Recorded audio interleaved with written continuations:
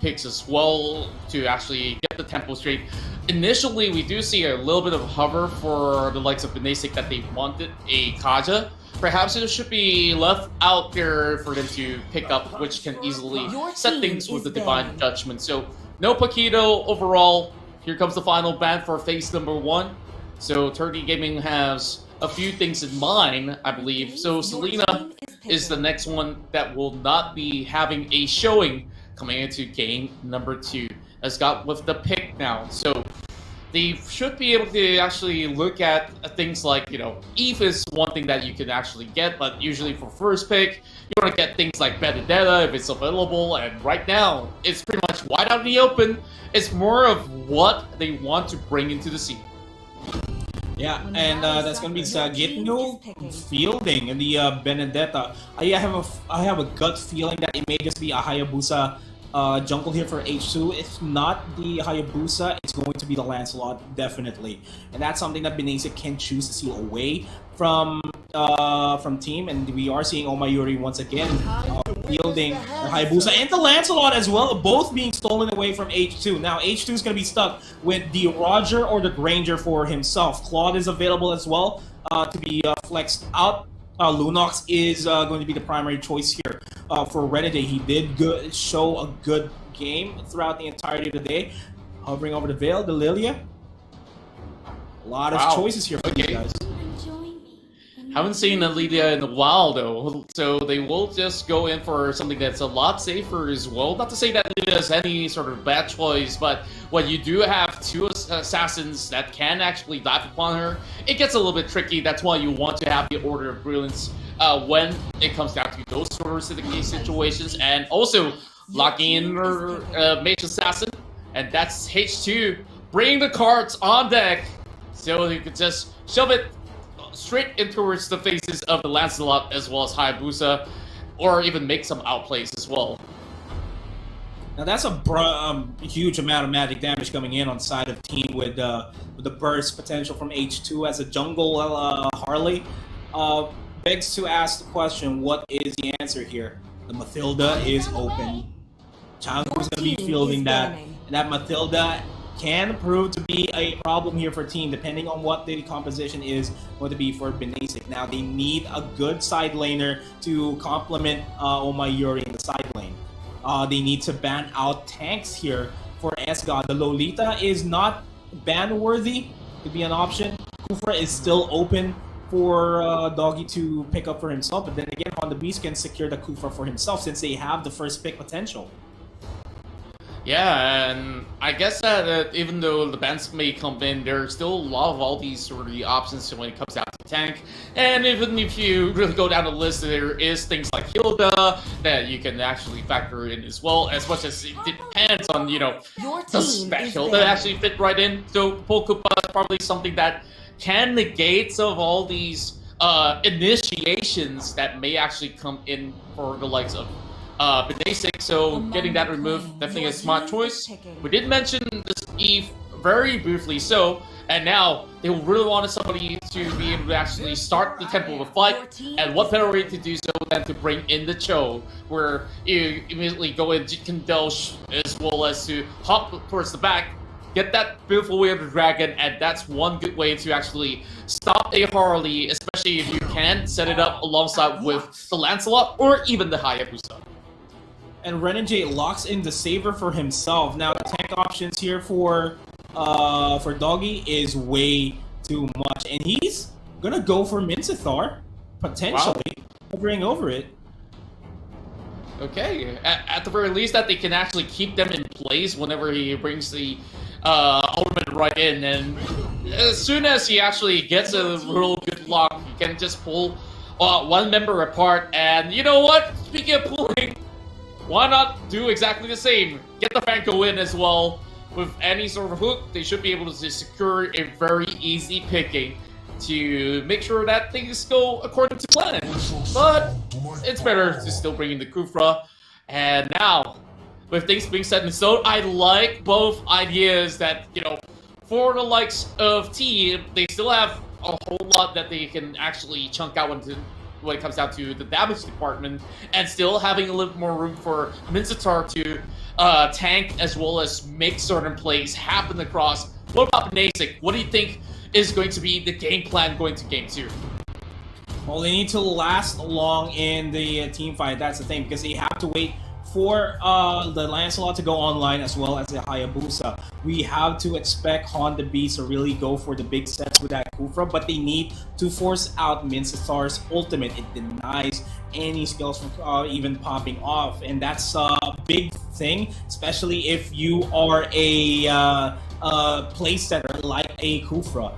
A lot of things to take in consideration here. If you're going up against a team, they can potentially burst out a majority of your team members here. You got H2O.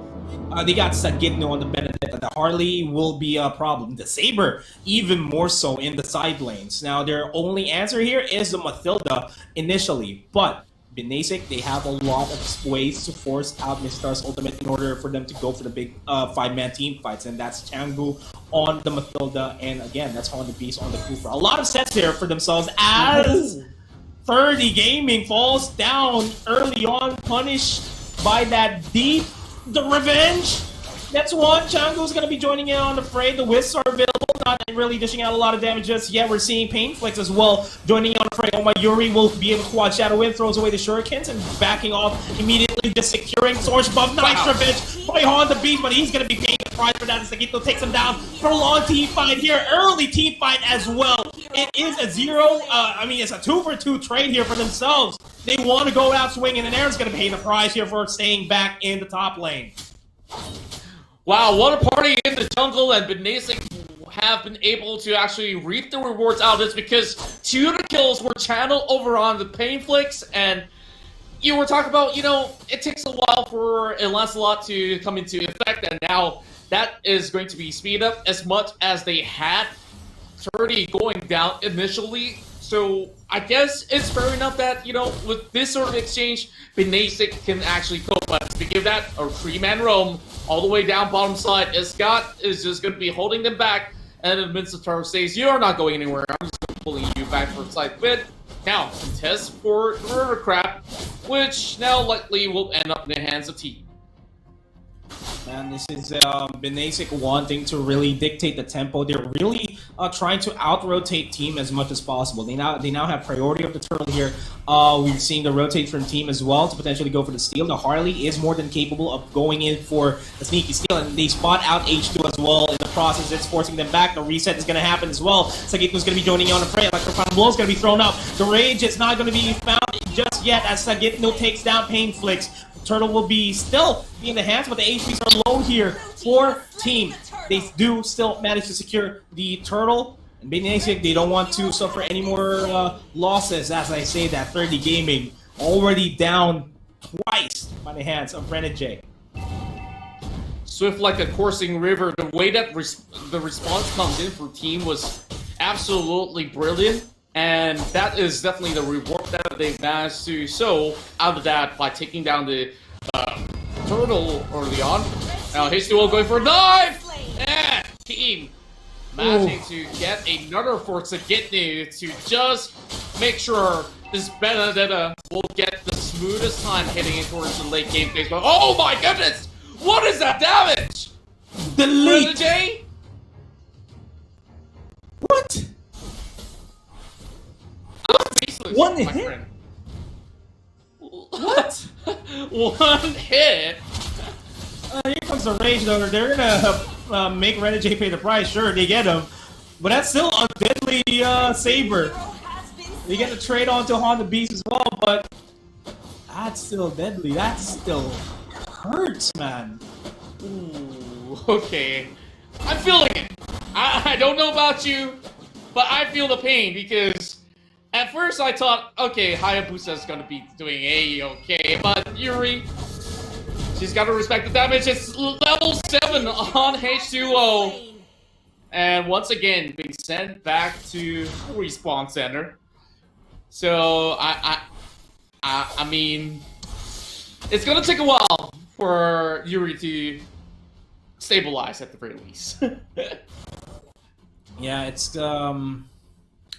I'd say again another long game for us for BINASIC. 17 minutes. Ooh. The triple sweep by Renegade is just way too much to handle. Look at this. They're gonna punish Renegade for that. PEIN takes him out, charging circling eagle onto S-God himself. Doggy, nowhere to run, will fall down. Well, I guess that's one way to actually answer back at the very least, but in retrospect, team has been able to stash up quite a number of significant goal out of the shields. The Gidney, though, dancing around. Here comes the dive, and the order of is now being popped right in. H2O coming in with a follow-up as well. Changu will be taken down, and team just having such a magnificent start here. Okay, here comes Renegade. Triple strike on top upon the beast this time. Surviving while Yuri is glad that she's not the one that gets the element being thrown right at her. Because right now, you know, this Hayabusa doesn't really have too much of the items going on. But here comes Esgato. Yeah, Doggy will not be able to follow through with that. But here comes H2 with the Deadly Magic. Finesse, turn around, fade away. Cool guys don't look at explosions. That's what H2 is doing. Somebody asked to type F in the chat, by the way, like, it's a little bit too hard to swallow for the moment for Yuri, but, you know, at least the rest of BINASIC, they have been getting things done over on the top portion of the map. But as it stands, it's a 4,000 in terms of gold difference, and that really forces maybe a different slide of rotation coming out of BINASIC, and for the moment, for Yuri, she's just going to be staying put, making sure she catch up in terms of gold. And when she does, I guess, with all the itemization, she could contribute. But oh my! Get me just diving right in and just having a blast of a time and a good laughter. Man, the Panthers. Medjusabog loosely translates to man, bursted. Kinda bursted. The sarcastic tone is there.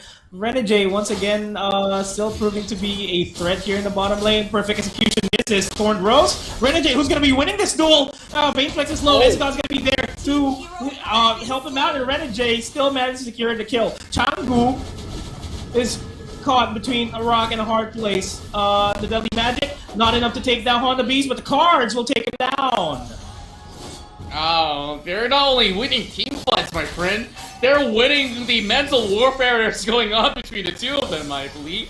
But, like you said, it's just friendly banners, but, you know, deep inside there's this burning fire from BINASIC that says, you know, I want to get back at you eventually, but at the moment, not enough resources to do so, so it's definitely a tough spot to be in for members of BINASIC. Aaron, as well as Esgod, just waiting for another huge pickup on the beast. It will be the first one to be Slipter. 5 minutes to turn, I guess the Spirit lands, and it's supposed to be off camera.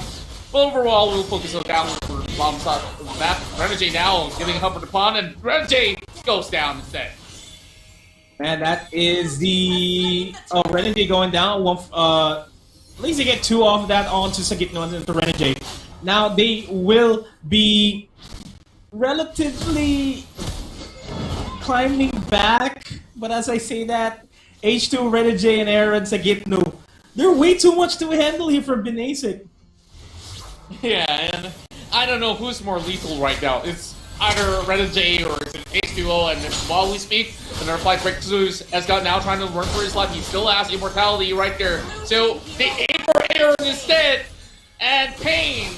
He goes in for a little bit of a catch, so here comes the Electo long sword, and Sagitno will be able to actually get that blow in. Double kill coming right through. Make down a triple if you may, but it's going to be H2O. They're putting the damage out there with a whole lot of magic force. As he goes unstoppable, while more mess coming in the mid side. It's a fiesta, bringing down the circus as team. They're just dancing all about, going for the tree, full strike! And that is the killing spree that they've been looking for Sagitno.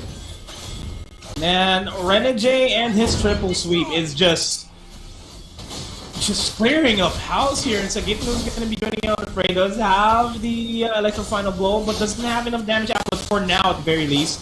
Electro final blow being used up. Eye for an eye to dash out.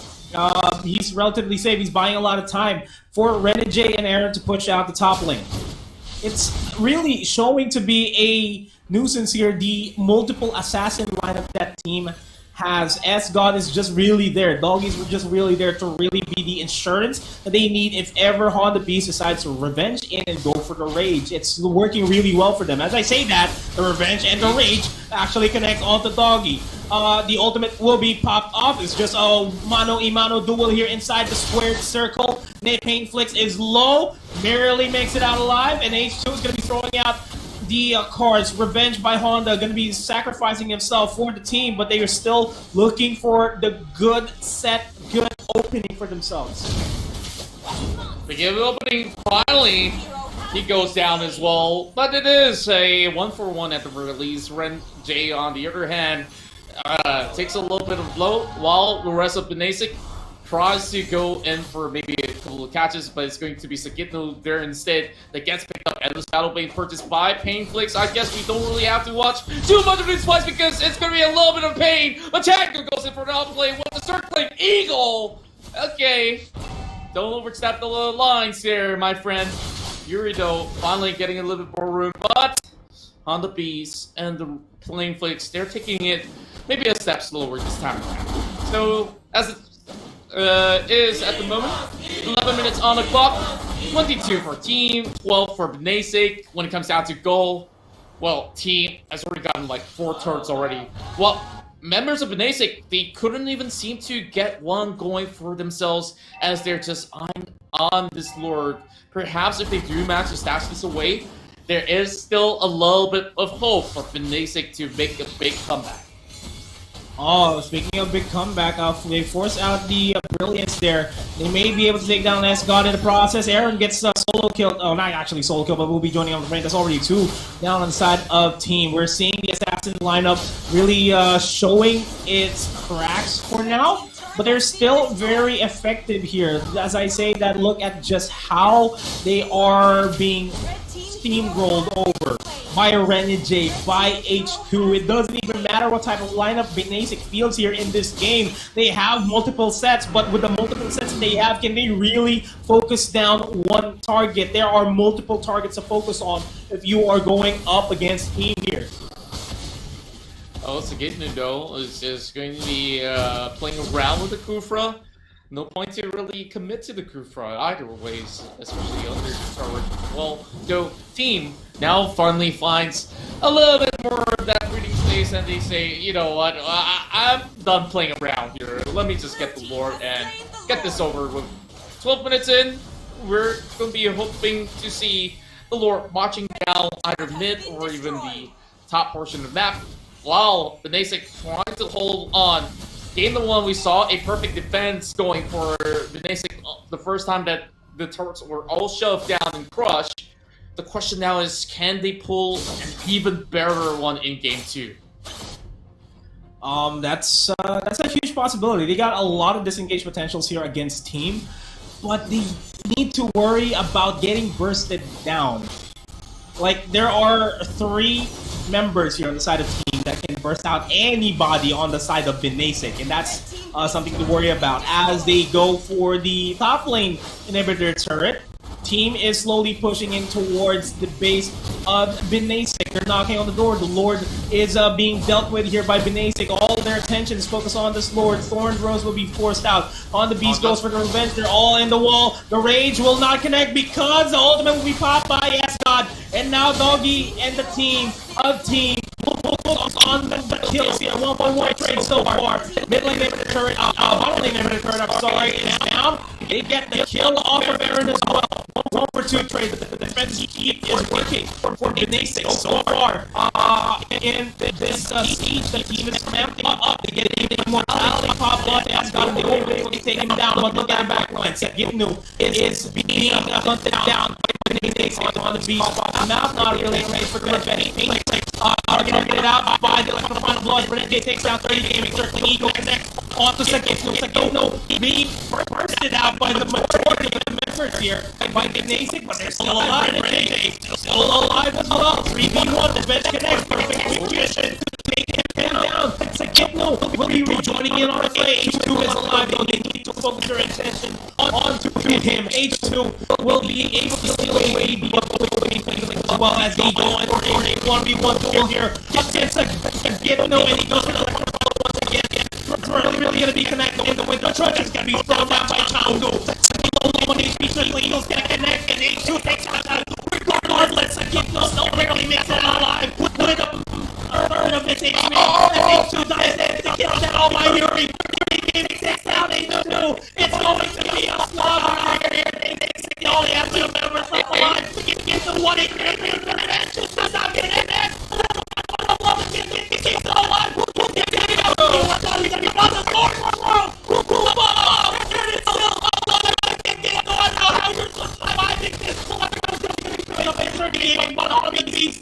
Focusing all his attention onto Escott. It's going to be the best one again from BINASIC. That was insane! As long as the player we're just about getting ready out those triple sweep, gets the kill, and boy, you know, you've been screaming your lungs out, and you almost like that breakout for 2 minutes now. And they were going down after in the 2 versus 4 scenario, they survived for the longest time. And there wasn't really too much of a clear atmosphere until BINASIC finally goes in for a full commitment. Now it's all about the Lord that's coming up next. 30 seconds on the clock. And the rest of the members of BINASIC, they want their hands on it. Now, to get started out on the PC and human board, they'll be able to land. They power right, stretch the wall, letting go perfectly for Tackle to follow up. And now have a fall back. The really popped up for the like a bottle blow as well. To get it out, trying to stretch out and help first, but like you said, the assassins now might just be having a little bit more time. Let the Lord comes and say hello. You're 6 minutes and a half, and I believe he now gets full access for you. They have the priority over the package through, but will BINASIC be able to mount a comeback? Take out the Renegade, the Frog getting trying to go for Yuri survives, and will be defended by Changu. The Circling Eagle is available to keep Yuri alive, and that's going to be Yuri falling down. Look at the base, and Mix are already inside, and Kukura. Tommy beats one defense, will not be joining in from fray. We're already reaching 7 seconds on the death timer there on to 30 gaming as well as by Yuri. It's going to be tough to defend this. It's a 3v4. Sagitno trying to go for the duel. Throne Girl's going to be thrown out by Kane. Trying to clear out the minion way for the minions to push through the boarding phase on the beast. Trying to look for an opportunity to go for a range. Not going to happen. That's already going to be that beast. They're sieging up a base. A team, they will be wrapping this up, but the minions are not there. A team will wipe it up 2-0.